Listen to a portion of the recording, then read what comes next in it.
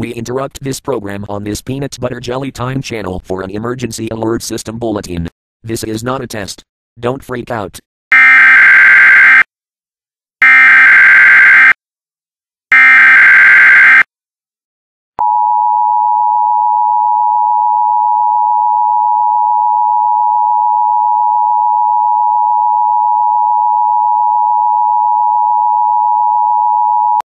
The Department of Homeland Security has issued an invasion emergency until further notice, at 8:30 a.m., Pacific Daylight Time.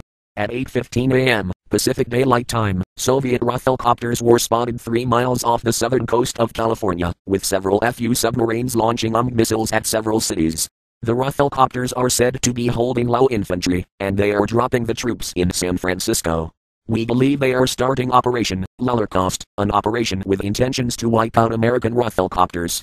Please stay tuned to all media outlets for further details.